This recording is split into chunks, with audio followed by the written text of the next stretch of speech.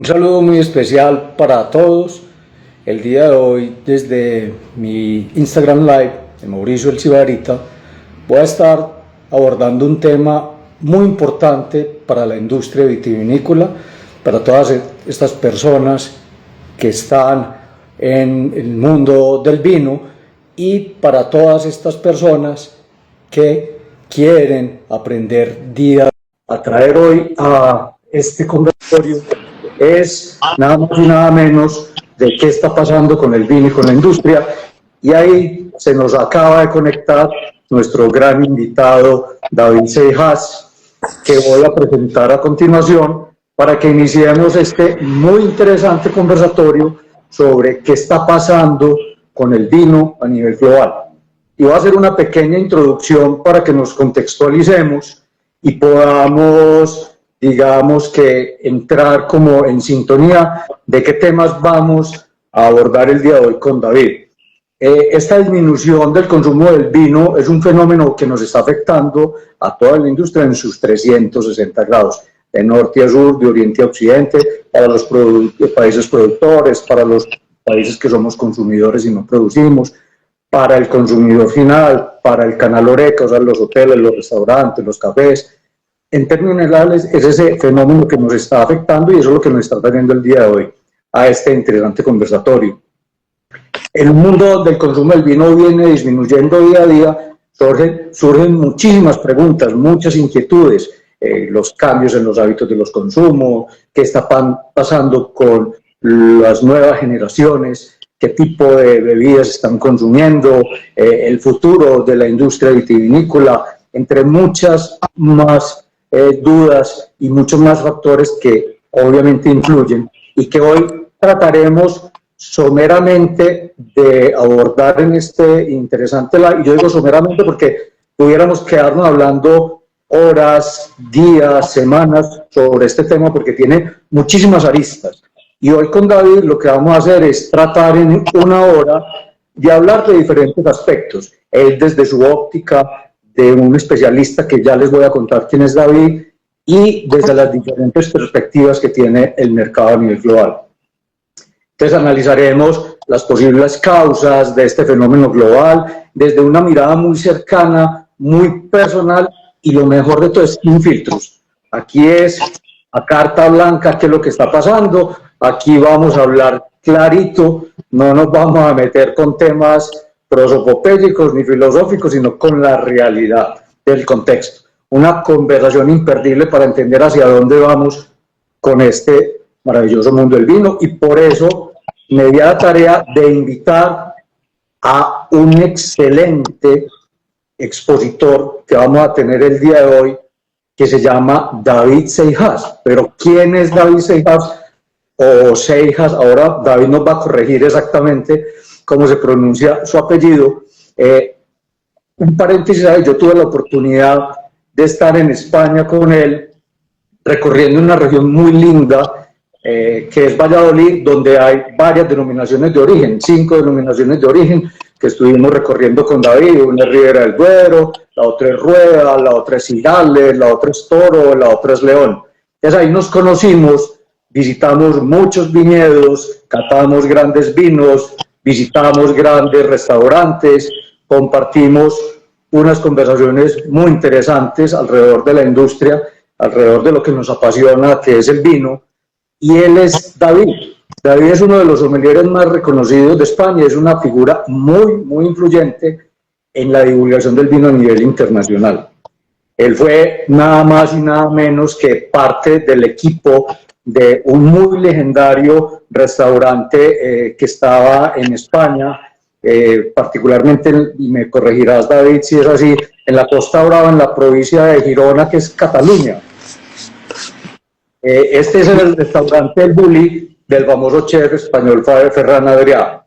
David en el año 2010 obtuvo un reconocimiento del Premio Internacional de Gastronomía de España en la categoría de Mejor Sommelier, que es uno de los galardones más importantes que otorga la Real Academia de la Gastronomía de España. David también es escritor de un gran libro que yo tengo aquí en mi biblioteca personal, que se llama Confesiones de un sommelier, y David lo publicó en el año 2024, o sea que ya lleva varias ediciones.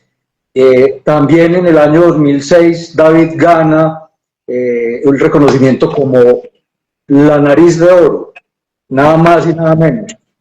Y adicional, para terminar con esta introducción de David, para que demos paso pues como a los temas y David pueda saludar, David con Guillén Sanz fundan un proyecto vitivinícola muy lindo, demasiado lindo, que se llama Gallina de Piel Wines, un innovador proyecto vinícola donde elaboran vinos de distintas regiones de España, donde trabajan con productores locales y trabajan mucho con esas variedades autóctonas. Entonces, obviamente, con esta pequeña introducción que le hago a David y al tema, pues quiero darle a David el paso para que nos salude, que él es el gran experto que yo, Mauricio El Sibarita, invité hoy para que abordemos este importante tema. En una hora, como les dije, trataremos de abordar lo máximo posible. David, bienvenido, un abrazo muy especial, qué bueno tenerte. Hemos tenido esta conversación,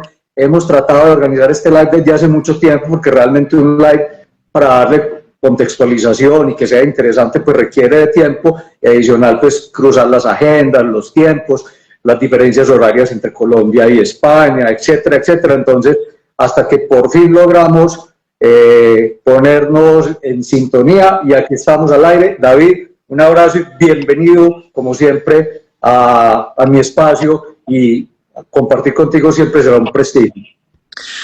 Nada, Mauricio, un lujo, un lujo, por fin. Hay que decir que todo gracias a ti, porque la verdad es que te lo has currado muchísimo, y hay que decirlo, has estado ahí mirando los temas, las preguntas, y sobre todo también siendo yo muy despistado, viajando mucho y a veces dejando de ahí unos días abandonados, o sea que, bueno, mil disculpas. Y nada, y muy contento de estar aquí, porque como bien has dicho, yo diría que un tema, no un temazo, y que da para muchas horas. A ver si con un ratito podemos poner un poco de luz, y sobre todo también pues hacer pensar un poco a la gente, a ver si salen algunas reflexiones y hacemos pensar un poco. Un placer, la verdad, un lujo. Claro que sí, para mí igualmente. Como les mencioné hace un rato, pues hemos tenido la oportunidad de recorrer muchos lugares de España, muchos viñedos y tomar mucho vino. Y bueno, y eso nos trae aquí. España me ha acogido de una manera impresionante. David ha sido uno de esos grandes expertos y los grandes referentes a nivel mundial, como tantos más. Pero entremos en materia, David, porque el tema es muy interesante, pero el tiempo se vuelve muy corto. Y arranquemos con una pregunta que te quiero hacer, y es, David, ¿cuáles consideras tú que son las principales causas que hoy en día afecta esa caída en el consumo del vino a nivel global? ¡Wow! Sí, empezamos con la gran pregunta. Yo creo que las has apuntado muy bien, son diferentes. Yo creo que podríamos hablar de la tormenta perfecta. Porque son diferentes causas que las vamos sumando, pues bueno, al final pues define el momento del sector. A ver, intentaré decir varias. Algunas son, digamos, con ciencia y con números, otras quizás son más una percepción mía. Yo diría que una que es percepción mía, que hace tiempo que voy avisando, quizá ha sido también el lenguaje que utilizamos, el osnovismo. Yo creo que hace muchos años atrás, el lenguaje que utilizamos en el mundo del vino, pues lo hizo diferente, fue un factor diferencial. Las notas de cata, ¿no? Estas cositas que siempre vamos hablando los sommeliers. Esto lo hizo muy especial, pero creo que hoy en día este mismo lenguaje que lo hizo especial hace mucho tiempo está creando como una barrera en las nuevas generaciones. Esto es una opinión personal, ¿eh? Luego, estas nuevas generaciones que decíamos, yo creo que tienen otra mirada hacia el sector. Yo no diré el vino, en especial, pero sí hablaré del alcohol en general. O sea, hay una mirada muy diferente de las nuevas generaciones. Creo que hay más información, hay más ciencia y más conciencia. Y lógicamente ellos también tienen muchos problemas, muchos problemas la gente joven y otros, pero a lo mejor están mirando el mundo del vino con otra perspectiva y otra mirada. Luego, yo creo que también podríamos hablar un poco de los precios. Yo no sé en Colombia, más o menos me puedo imaginar con las taxas y tal, pero en los últimos 10 años en España, sigue siendo España un país donde se pueden encontrar vinos de una gran relación precio-placer, pero si tú vas a las cartas de vinos en 10 años se han multiplicado por bastante.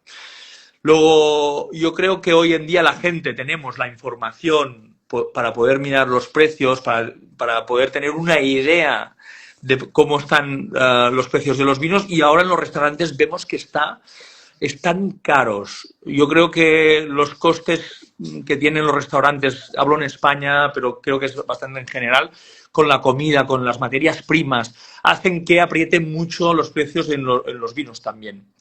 Y pues quizá ya no es tan accesible, ¿no? Para algunos consumidores. Estas pueden ser algunas de las cosas que irán saliendo, ¿eh? Pero yo apunto esta mirada diferente al mundo del vino, el tema de los precios, una saturación también de información y unas generaciones que lógicamente llevamos tiempo diciendo que hay que conectar con ellas, pero que no hemos sabido conectar. Y que hay una conciencia muy diferente a la que teníamos tú y yo, Mauricio, con el Claro. tema del alcohol, y hay que decirlo y hay que aceptarlo y hay que mirarlo. Y creo, ya con esto termino y te doy paso, creo que está bien que llegue este momento y que llegue esta reflexión. Creo que es una muy buena oportunidad para hacer autocrítica y para aprender de muchas cosas. Claro, mencionaste ahí algo importante, David, y es el tema de los cambios generacionales que nos están afectando la disminución del consumo. Pero yo pienso que también es algo muy importante que tú lo mencionaste ahorita, y es que desde las bodegas hasta la botella puesto en un lineal de grandes superficies o en un restaurante, no hemos aprendido a leer cuál es la dinámica de cambio que se ha venido suscitando, digamos que en la última década, por poner un referente en tiempo, con estas nuevas generaciones. Te voy a decir algo, pues nuestra generación es más de vinos más contundentes, con más presencia de madera, vinos más estructurados, complejos, y de pronto desde las bodegas no han entendido, algunas, otras sí, inclusive tu proyecto vitivinícola seguramente va muy encaminado a eso, es vinos más ligeros, menos intervención de la madera, la expresión de la tipicidad de la fruta o de la uva, con menos intervenciones, vinos más fáciles de tomar, que eso es lo que las nuevas generaciones están buscando hoy en día. Y si no lo llegamos con un producto acorde, porque es que no nos digamos mentiras, David, para todos los que están aquí, la industria del vino es una industria financiera y es como un vehículo. Yo tengo que tener vehículos para diferentes perfiles de consumidores. De igual manera pasa con el vino. Si yo me quedo por un canal conservador de producción, estoy desatendiendo una población de nuevas generaciones importante. Entonces eso ayuda, obviamente, en ese tema puntual a que haya una menor disminución. Entonces eso me parece a mí que es algo de lo que estabas mencionando, y cuéntame un poco de cuál es el perfil que tú le estás dando a tu proyecto, porque es encaminado como a eso, ¿verdad? Sí, es muy interesante esto, Mauricio, porque sería la suma de relato y estilos de vino. Es decir, no hemos sabido adaptar el relato, porque yo veo la gente joven que con este relato, con estas notas de cata, no conectas, esto está claro. Y tampoco con el estilo, ¿no? Y tú lo decías, que a mí hay una cosa aquí muy interesante, que creo que el mundo del vino es tan tradicionalista que le da mucho miedo los cambios y no le gusta. Y luego estamos, por ejemplo, evolucionando, por ejemplo, con la rosca, ¿no? Con el Sí, cierre en rosca. Luego hay una gran parte del sector del mundo del vino que no le gusta la rosca, ¿no? Y que está en contra. Luego, pues evolucionamos con otros formatos como el backing box, por ejemplo, ¿no? Hay un gran parte del sector que no le gusta el backing box.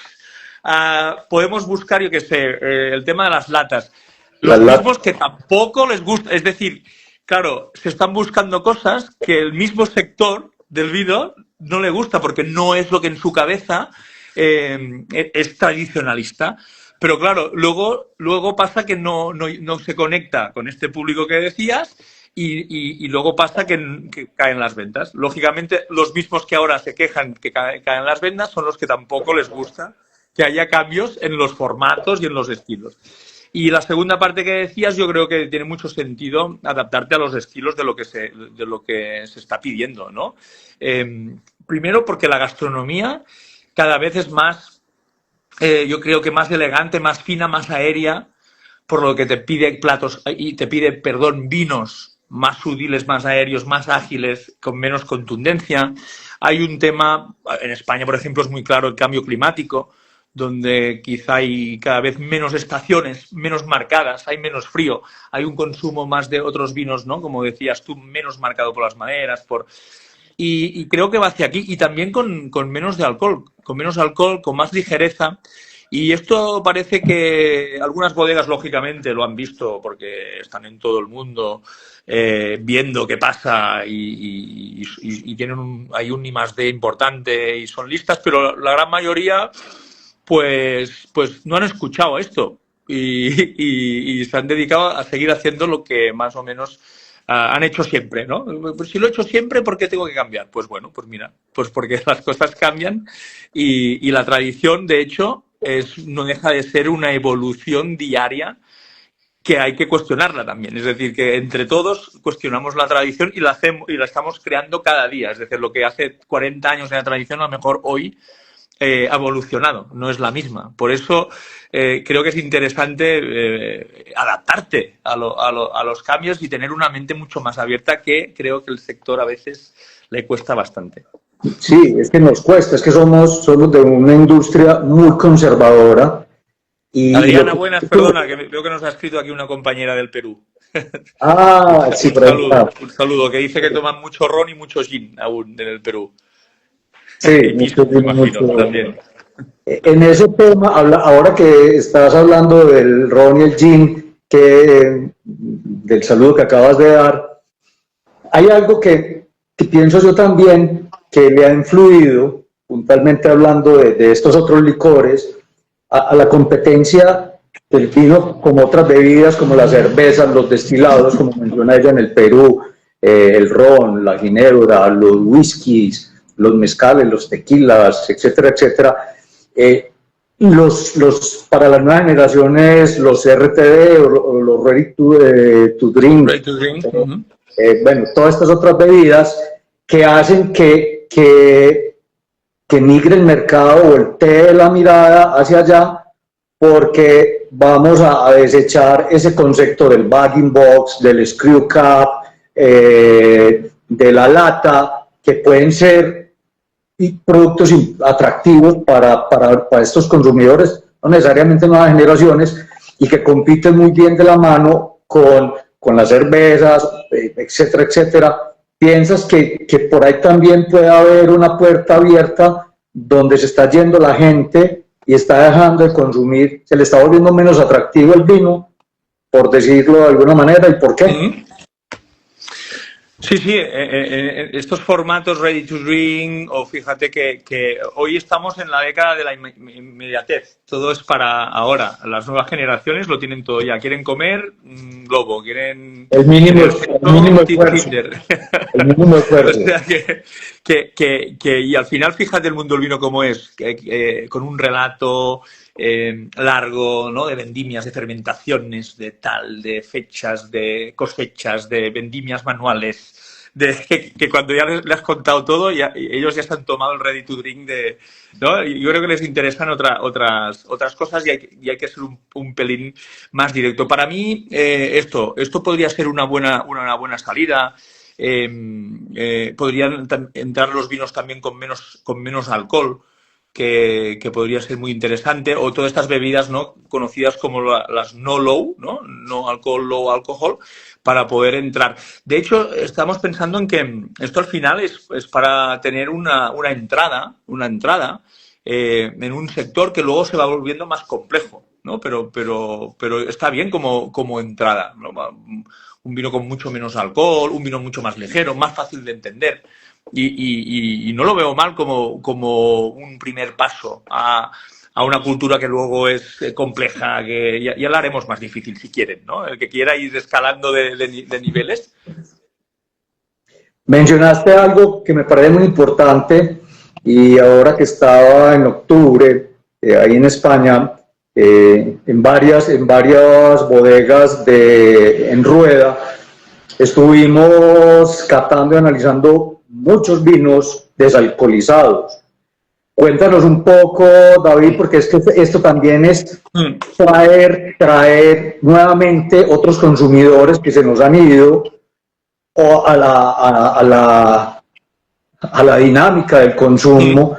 Cuéntanos un poco de esos desalcoholizados o esos low. Sí, mira, antes de empezar con este, que es un tema para mí muy, muy interesante, cierro el otro capítulo con una cosa Sí. también creo que es interesante, que es que quizás es el único sector que quiere vender, ¿no? Porque al final, ¿no?, es un sector que quiere vender. Y es un sector que hay que vender y que quiere vender, pero quizás el único que encima te dice cómo tienes que hacerlo y te dice si lo haces mal. Es decir, tú imagínate, alguien que está empezando, que tiene la idea de empezar cogiendo la copa por arriba, ¿no? Pues le echamos una bronca, porque resulta que no se hace así. Hay que tomarla por el pie, ¿sí? O que te piden que quieren un vino mucho más frío. Y claro, tú tienes que decir, no, porque no se toma así, porque el vino tinto no se... O sea, tú imagínate, es un sector que encima a la gente le dice cómo tiene que hacerlo y luego se queja porque no vende. Y aquí cierro este capítulo, para que yo creo que es interesante, que hay que reflexionar sobre esto. Claro, porque Y ahora... se genera un extremo protocolo en la bebida que termina por asustar a la gente. Y dice, a mí déjame en paz, ¿sabes? Y tráeme una cerveza, ¿sabes? Porque Exactamente. me la tomo en lata, como yo quiero, en la calle, y es que y al final es un poco esta la idea, que quería hacerlo con un poco de humor, pero es muy visual, ¿eh? O Sí, sea, claro, con un hielo claro. no, ¿eh? Con un hielo no. Bueno, pues hostia, déjame. Mira, es un poco... O sea, que encima les pegamos como broncas para que... Pobres. En fin, Total. pues no, empezamos con el tema de los sin alcohol. Para mí es muy interesante porque fíjate que en el Bulli, cuando estábamos en el Bulli, que has mencionado antes, con el equipo de Ferran Adrià y todos y tal, nosotros hacíamos porcentajes de todo lo que pasaba ahí, apuntábamos todo. Y teníamos, pues bueno, pues los porcentajes de cuánto vino blanco vendíamos, cuánto tinto, cuánto espumoso, cuánto vino español, cuánto de fuera, cuánto lo recomendábamos nosotros, cuánto porcentaje nos lo pedían, qué pérdidas. Y teníamos cuánta gente no tomaba alcohol. Y ya en aquel entonces, 2008, 9, 10, teníamos un 3,5% de nuestros clientes que no tomaba alcohol. Luego, para nosotros esto era una oportunidad muy interesante de poder hacerles bebidas sin alcohol para este público, para esta gente, para este cliente, y que también disfrutara.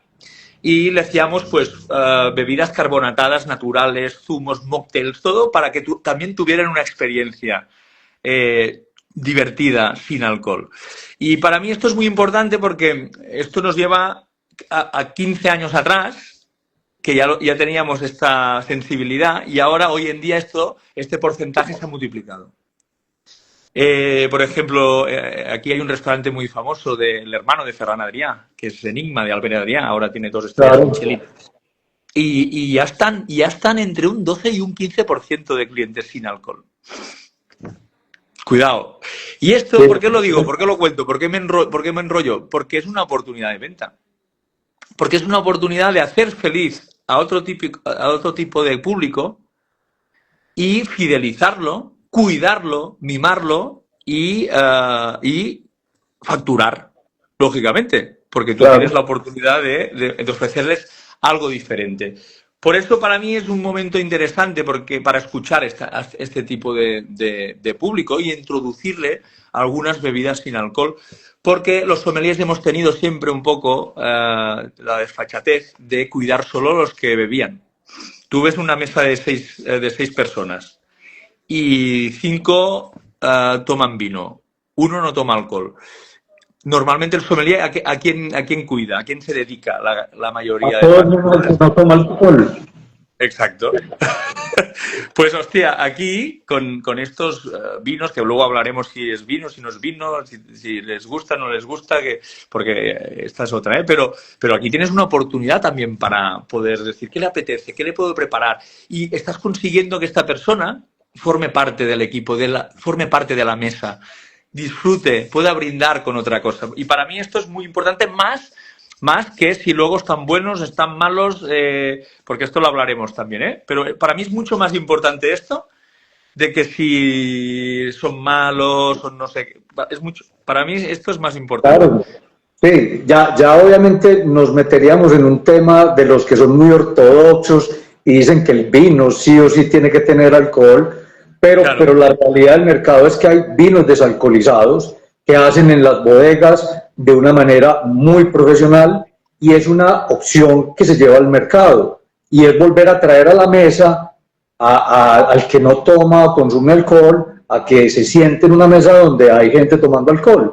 Entonces, ya eso obviamente tendrá otras lecturas, pues como te digo, a los más ortodoxos dicen no, porque no tiene claro. alcohol y entonces no puede servir, en fin, eso Pero es, sí, no, pero esto es muy divertido porque los más ortodoxos son los mismos que no les gusta la rosca, no les gusta el backing box, no les gusta nada, pero luego no venden vino. exacto. ¿Sabes? Y O sea, se quedan con la bodega llena de vino y no venden una pero bueno, botella. pero son muy puristas. Está bien, está bien. Pero, y aquí hay una reflexión que, claro, dicen, no porque, claro, como no tiene alcohol. O sea, lo primero que quiero decir es que son dos mundos diferentes, son dos amores diferentes. No hay que mirarlos con la Total, misma mirada. total. Y Sí, sirven para lo que he dicho yo antes, para hacer feliz a otro tipo de público en otros momentos y para cuidar a otra gente. Si lo miramos igual y lo queremos catar igual y queremos encontrar lo mismo, está perdida la batalla. No, claro, son dos amores totalmente diferentes. sí. Esto es así y es importante. Y hoy están mucho mejor que hace 5 años, porque son vinos tecnológicos, Muy, muy pero, tecnológico. pero están mucho peor que de aquí 5 años. También. Claro, Tiene, están mucho tiene mejor que varias hace cinco. lecturas. Claro. O sea que hay un work in progress y es interesante porque a veces el árbol no nos deja ver el bosque, ¿no? Los vinos sin alcohol, lógicamente, son tecnológicos, hay que decirlo. Ya está, los más puristas, pues es verdad. Y son Sí. muy tecnológicos y se utilizan un montón de productos para hacer una deconstrucción, porque ahora los que nos están escuchando, al final tú, para hacer un vino sin alcohol, tienes que partir de un vino con alcohol y hacer una deconstrucción. Hay muchas técnicas, ¿no? Para quitar el alcohol, se quitan muchas y hay que volverlo a construir. Lógicamente es súper tecnológico, Hay ¿no? que Pero hay un volverle montón. a fusionar las moléculas. Exacto, en el bully sería una deconstrucción esto. Y es tecnológico y se utilizan pues productos lógicamente permitidos que no están nada lejos de los vinos convencionales con alcohol de supermercado. O sea, que no te creas tú que hay mucha diferencia a nivel tecnológico de elaboración. Pero es Claro. interesante lo que decía, que el árbol no te deja ver el bosque porque si tú partes de un vino con alcohol, de momento, ¿no? Hostia, es una posibilidad también y con lo que está bajando el mercado del vino, una posibilidad de mantener algo de paisaje vitivinícola también, de Claro, mantener claro. algo de paisaje de viñedo, de momento, a lo mejor el día de mañana hay otra técnica y no necesitas ni partir de un vino con alcohol. Pero de momento, no. Hostia, pues si hay un consumo en descenso, a gente que habla de un 7%, 8%, pues mira, a lo mejor es una oportunidad de tener ahí. Y de que muchas bodegas puedan quitar un sobrestock también. Exactamente. O sea, que no Puedes está tan mal y puedes sacarlo, la broma. y puedes sacar los vinos de la barrica. Y los que decías, ¿no? Claro, hostia, es que claro, quitarle el alcohol es quitarle el alcohol. Yo lo entiendo, ¿eh? No es lo que digo, no es lo mismo, no es lo mismo. Pero te pongo dos ejemplos. Tú no puedes quitar el alcohol, los más puristas digo, ¿eh? Que se enfadan con esto. Tú no puedes quitar el alcohol, vale, ok. Pero sí le puedes añadir. Añadir sí. Es decir, ¿no? Porque a todos nos gusta el vino de Jerez, ¿no? Todos somos muy fans y de Porto. O sea, podemos añadir, pero no podemos quitar. Bueno, pues que alguien me lo explique. O sea, o se puede hacer todo. Yo creo que se puede hacer todo. Que por Sí, esto estamos, ¿no? Y que luego cada uno porque sí escoja lo puedo, que quiera. porque sí puedo adicionar y porque no puedo quitar. Claro, por eso digo Una yo paradoja. que me parece fantástico, pero o todo o nada, ¿no? Y luego hay otra cosa que a lo mejor en 10 años estamos hablando de que, pues esto, pues que hay algún vino sin alcohol en alguna de las cartas de los restaurantes. Estamos hablando que a lo mejor tiene su espacio, ¿no? Que lo que decíamos tiene su... Porque al final lo que decíamos, esto lo decía también Ferran Adrià, ¿no? Que decía, oye, una tortilla, ¿no? Una tortilla española, por ejemplo, ¿no? Es tradición, ¿no? Es tradición, porque decían, es tradicional. Sí, pues él siempre decía, pues en un momento hubo una persona, la primera, que batió 2 huevos. Esto fue innovación, ¿eh? Y era disruptivo en su momento. Claro, el primero que batió 2 huevos, hoy es tradición. Lo digo porque a lo mejor en 20 años volvemos a conectar y yo qué sé, y a lo mejor en los vinos sin alcohol están en las cartas, no lo sé. Sí, no, seguramente que sí. Cambiemos a otro de esos temas, David, y ahora lo mencionaste rápidamente, es asustar a la gente con esa complejidad que le queremos transmitir al vino, o sea, el lenguaje técnico muy rimbombante, los rituales, o sea, los protocolos extremos, el protagonismo que muchos sommeliers o muchos participantes de esta industria quieren darse para un conocimiento muy elevado, pero no tienen el lenguaje que deben bajar de la manera más coloquial para llegarle al consumidor. Eso es lo que está haciendo que se alejen los nuevos consumidores, inclusive los tradicionales. ¿Qué piensas tú al respecto? Sí, sí, Mauricio, yo aquí volvería a lo que he dicho al inicio, ¿eh? Lo que hizo el mundo del vino diferente, que con esta, ¿no? Con todo este speech que hay detrás y tal, storytelling y tal, pues es lo que hoy en día hace que muchos consumidores no entren, ¿no? Y yo incluso, te lo juro que he pensado que, algún momento he pensado que la misma industria, las mismas bodegas, no quieren que la gente sepa.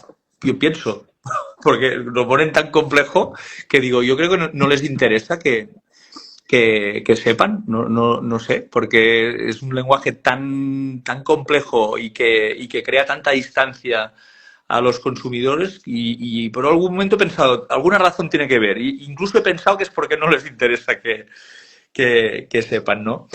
Pues puede pasar.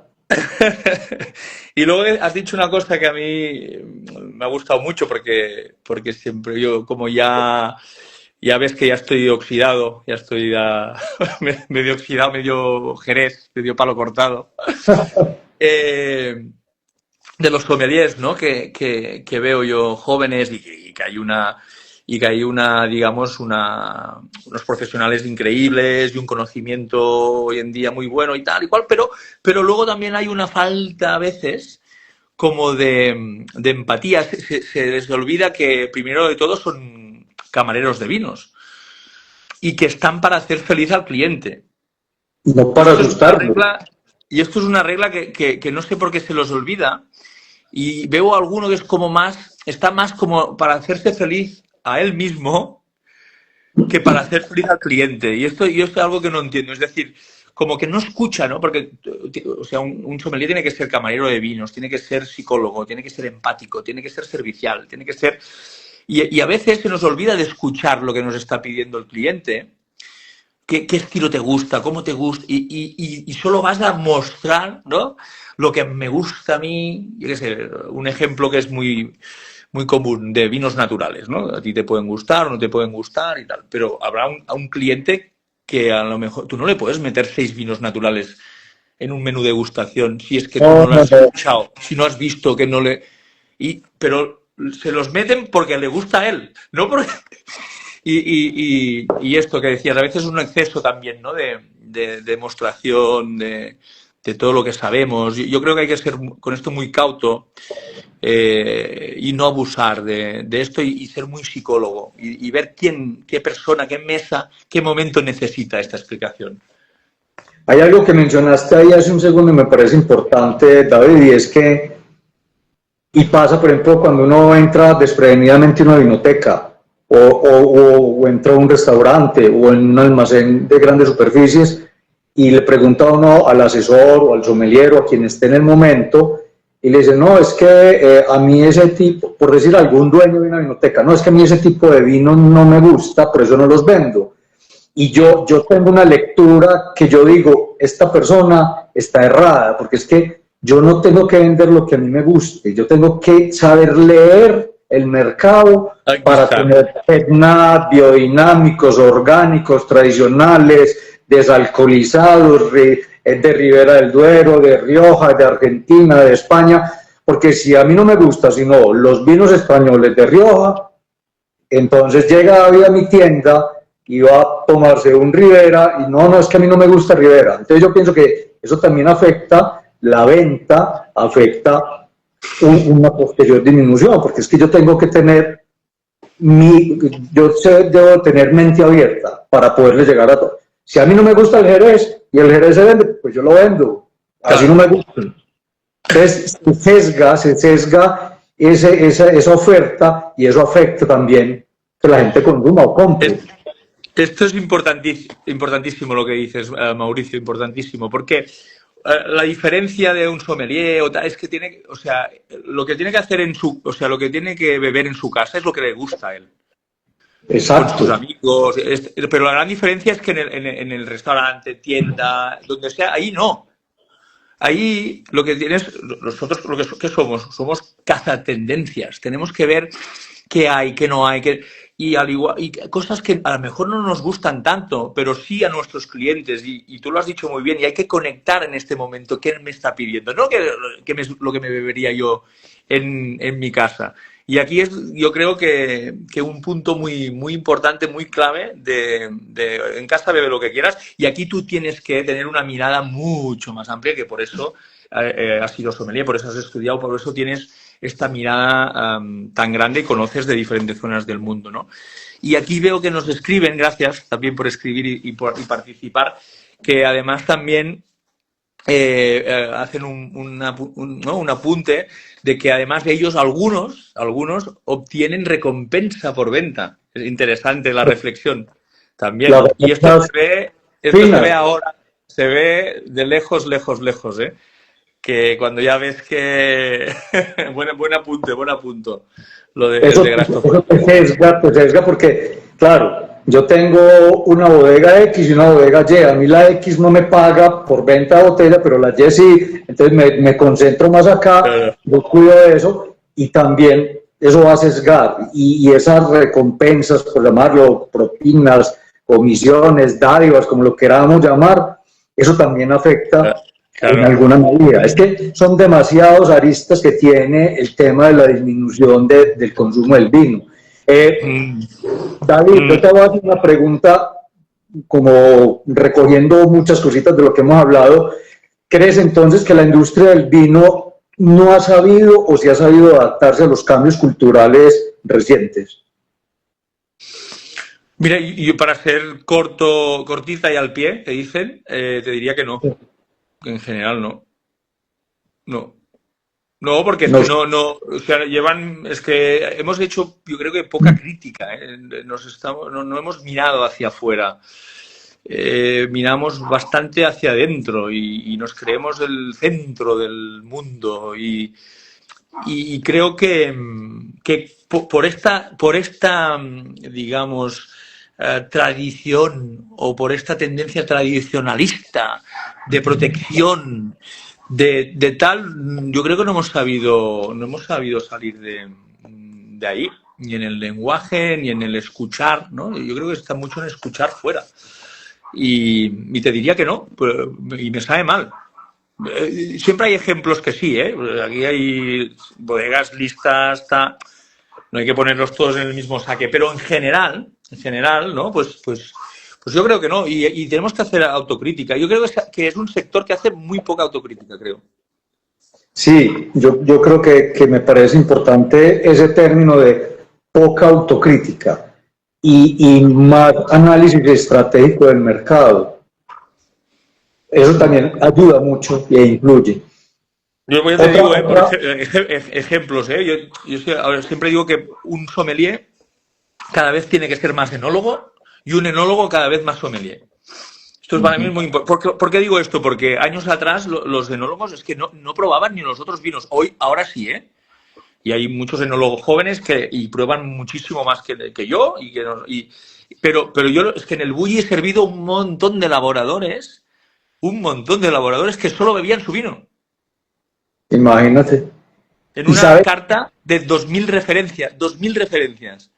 Luego, si tú haces garnacha, hostia, prueba las garnachas que están haciendo por ahí.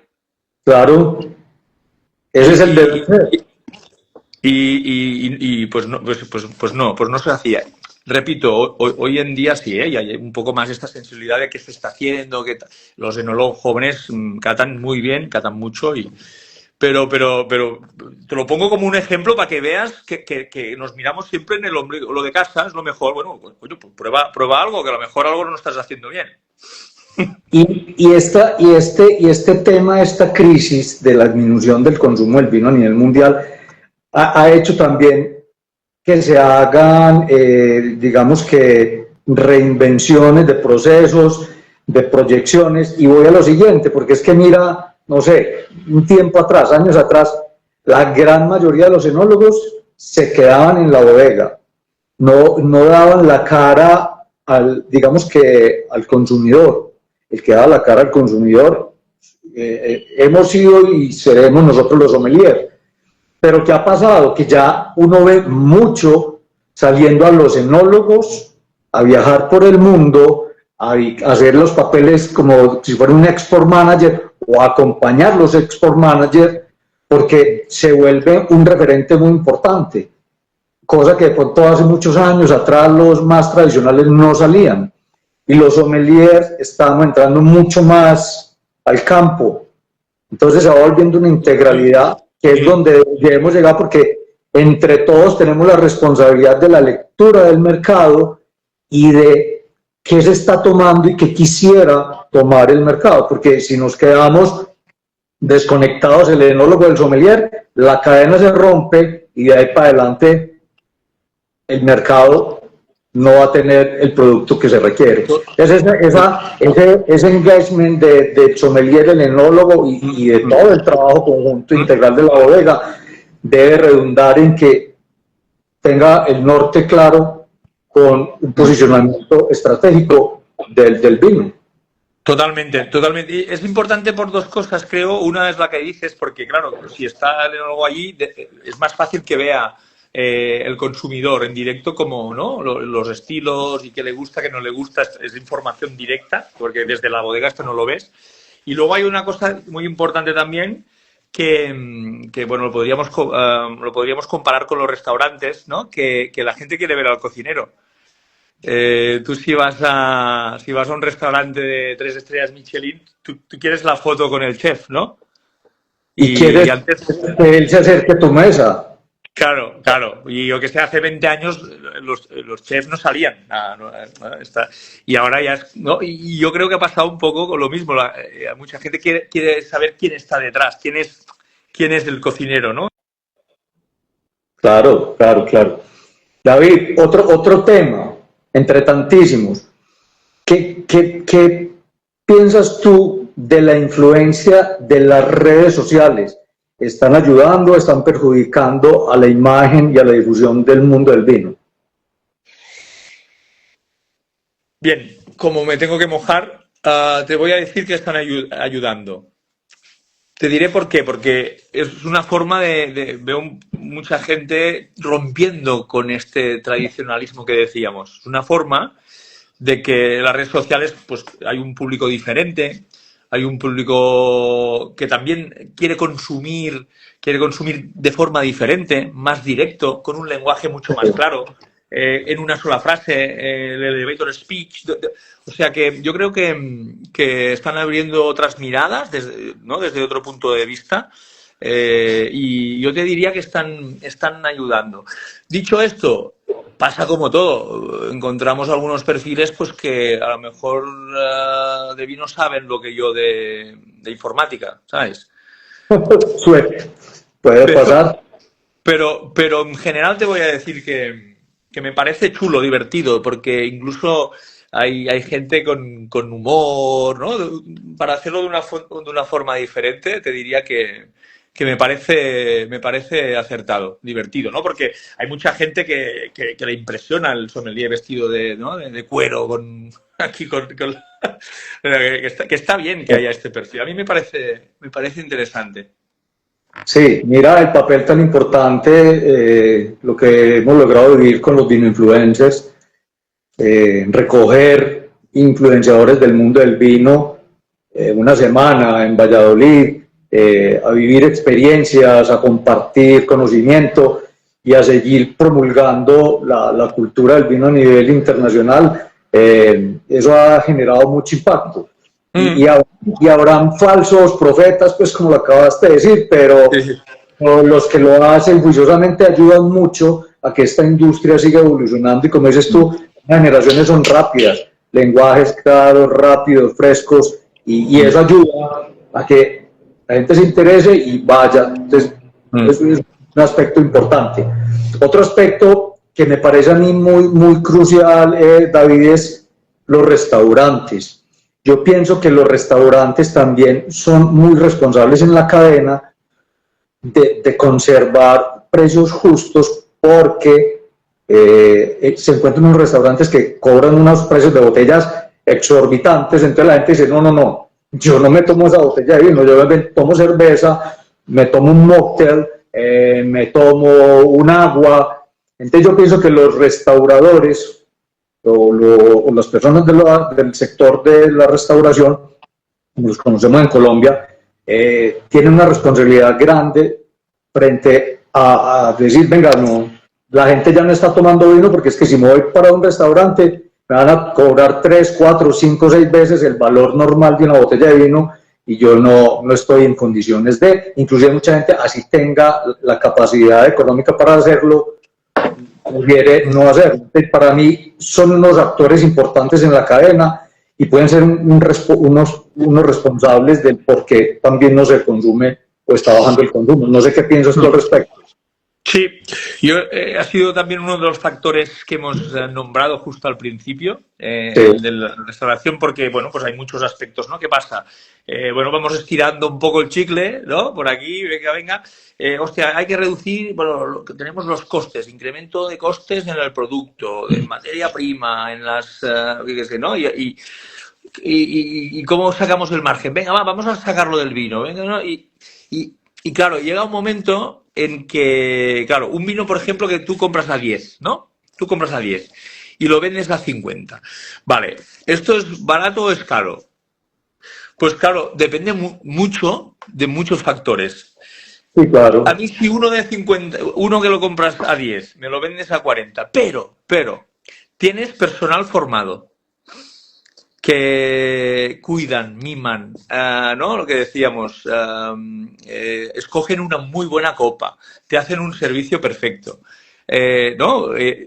Pues bueno, pues a lo mejor 40, pues incluso lo puedo encontrar bien de precio con todo el servicio que me han dado, con todo el cariño que le han puesto, con todo el conocimiento que hay detrás. Pero el problema está en que esta misma botella, de 10 a 40, cuando no hay conocimiento.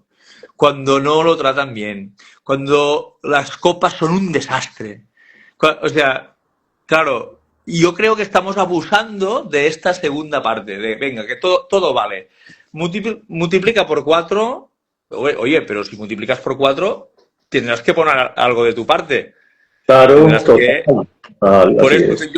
yo pagar porque me hagan un muy buen servicio, porque hay un súper profesional, porque me siento bien atendido, porque tengo una copa impecable que es la que... Vale, bien, pero oye, lo que no vale es todo, el todo vale, ¿sabes? Aquí yo no tengo ni idea. Me hacen la carta a un distribuidor. Tengo cero sensibilidad. No hay nadie de la sala que tenga ni idea de vinos. Tengo unas copas de mierda que muchas veces incluso son regaladas de la bodega, pero te los voy a cobrar igualmente 40. Bueno, pues aquí no. Yo creo que aquí, y esto por desgracia cada vez pasa más. Así es. David, ¿qué oportunidades crees tú o qué oportunidades ves como una manera para recuperar el interés del consumidor joven? Mira, yo creo que crisis igual a oportunidad y ahora estamos en una supercrisis, hemos dicho la tormenta perfecta, ¿no? Y también oportunidad también por hacer autocrítica y sobre todo porque es un momento de aprendizaje, creo. Tendría que ser un momento de reflexión, aprendizaje. Yo creo que va a haber también, pues esto, y es normal y ha pasado en otros sectores, va a haber, digamos, una limpieza de bodegas, marcas, ¿no? O sea, que va a haber una reestructuración del sector, cosa que me parece también, pues bueno, normal, y ha pasado en otros factores, y en otros, digamos, ámbitos profesionales y no pasa nada. O sea que habrá una reconstrucción y nos tiene que servir para hacer reflexión, autocrítica, mejora y ver las oportunidades que las habrá. Yo creo que detectando cómo va la gente joven, los perfiles de vino que piden, esta, digamos, conciencia con el alcohol, esta mirada diferente que tienen sobre el momento de consumo.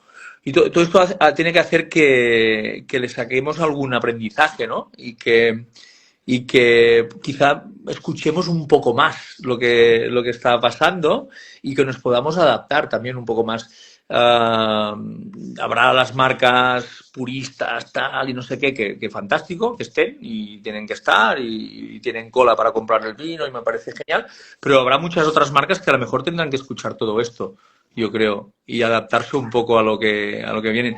Hay que ser muy camaleónico y adaptarse a los tiempos. Claro. Y es ahí esa capacidad que está inclusive, digamos que de cara a mejorar y proyectarse más en el mercado, es cómo las bodegas se conectan mejor con esas audiencias digitales. También puede ser otra lectura, porque ese canal es un canal muy importante hoy en día, seguramente mutará más adelante como todo, que es una dinámica de cambio, pero yo pienso que hoy en día si una bodega no se conecta con los canales digitales, casi que está echada a un costado de la invisibilidad. Y puedo tener un buen producto, pero eso me va a ayudar. Los canales y las audiencias digitales sirven bastante. ¿Crees que eso también puede servir o influir? Sí, sí, sin duda. Es un canal que sin duda hay que aprovecharlo y llegar a un público diferente, sin duda. Hay que estar. Es que no puedo estar más de acuerdo que las bodegas tienen que escuchar y estar en este canal. Y a lo mejor esto, entender qué les preocupa ahora ¿no? a las nuevas generaciones, a la Z. O, a lo mejor lo que les preocupa a ellos no es lo que estamos contando nosotros. A lo mejor ya no están con la sensibilidad que a nosotros nos gustaba mucho este relato, ¿no? Yo qué sé, del tal, del vendimiador, pero hemos visto que a ellos no. Pues habrá que buscar qué les pone cachondos, qué es sexy para ellos, ¿no? Totalmente de acuerdo. Para ir cerrando, David, dos cositas finales. Yo también digo un poco al respecto, y más para el lado de nuestra generación, que las nuevas generaciones, ¿será que nuestra generación está tomando menos vino pero vino de mejor calidad, ya no tanta cantidad, sino mejor, entonces ya no compro tanto, sino compro menos de mejor calidad. Sí, sí, la tendencia es esta, ¿eh? En menos consumo, en momentos más especiales y una apuesta hacia la calidad. Y ahora estamos en un momento también, cuando hay crisis siempre pasa, de volver al marquismo, ¿no? Y de volver a estas marcas referencias, ¿no? Y de no jugártela. O sea que creo que las tendencias van a ser esto. Un consumo más moderado, más consciente, en momentos más indicados, con las personas que más queremos y hacia quizá a una mayor calidad y sensibilidad a lo que pida hoy en día el público, que sepa interpretar qué está pidiendo, ¿no? O sea que vamos Sí. a marca refugio y a calidad y a un consumo mucho más moderado en momentos más especiales.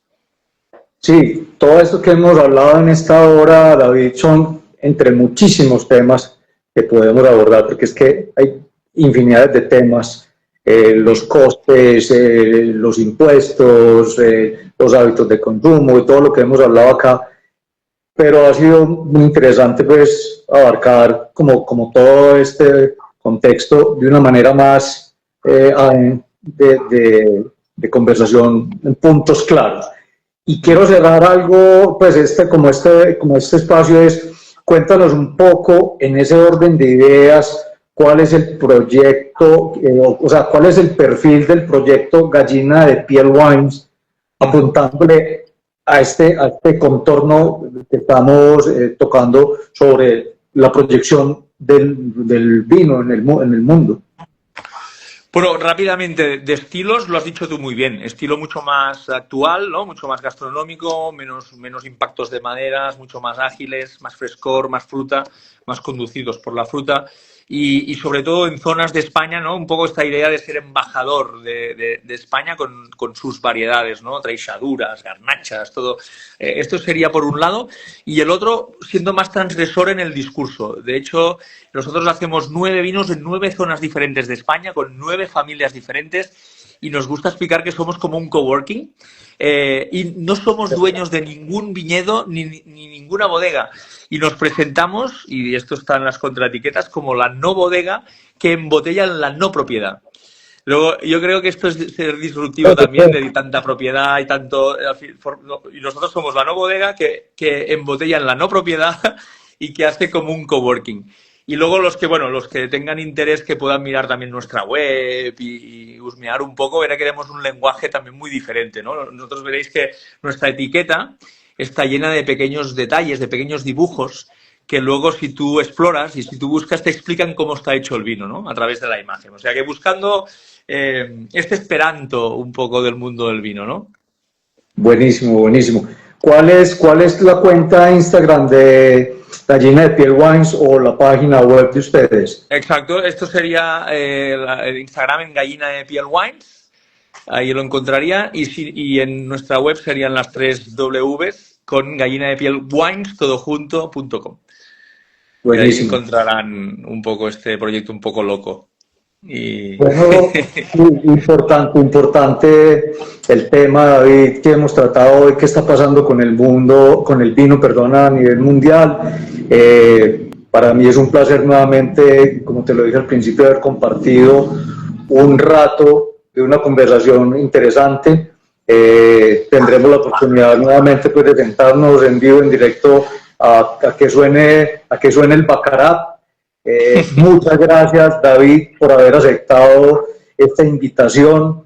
Sé que eres una persona con una agenda muy compleja, que lograste sacrificar un tiempo para sacrificar entre comillas, dedicarnos un tiempo para una conversación clara en torno a este tema importante, porque definitivamente el vino está viviendo una transformación global y es importante entenderla, es clave vivirla, y para quienes amamos el vino y estamos inmersos en este universo, pues traer temas como este sobre la mesa, que no necesariamente sea este vino es de este color, huele a esto y sabe a esto, sino que hay un microsistema alrededor de la industria que vamos abordando, y eres tú pues una de las personas que me parecía a mí a nivel global un referente chévere para que habláramos de esto, porque sommelier, un magnífico profesional, con otra lectura también de tener un proyecto vitivinícola como lo es Gallina de Piel Wines, bueno, tu trayectoria, tu nariz de oro, bueno, todo pues tu expertise me parecía muy importante. Gracias, David. Bueno, corrección, ¿Seijas o Seijas? Es Seijas, sí, sin el acento. Sí, ¿tu origen es catalán, es Barcelona o de dónde? Yo tengo padre gallego y madre catalana. Soy también un coupage. Ah, eres parte de la industria. Sí, soy un coupage, ahí, un ensamblaje. Bueno, David, muchas gracias por compartir tu visión, tu experiencia, tus reflexiones sobre este presente y este futuro del consumo del vino en el mundo, porque más allá de las cifras, el vino sigue siendo cultura, emoción, una forma única de conectar con las personas y un estilo de vida que obviamente nos trae a una unión global, y por eso teníamos a David Seijas hoy en este live de qué está pasando con el vino a nivel global. David, un abrazo muy grande. A todos, muchas gracias. Esto quedará grabado en el feed. Luego se lo comparto a David para que también obviamente lo tengan en el feed. Y bueno, David, hasta que podamos abordar otro tema importante. Un abrazo y un saludo muy especial allá en España. Y chao, chao, hasta una próxima. Chao, y que terminéis de tener un buen día aquí en Colombia. A ver si nos vemos en directo. Claro que sí. Chao, chao. Chao. Chao.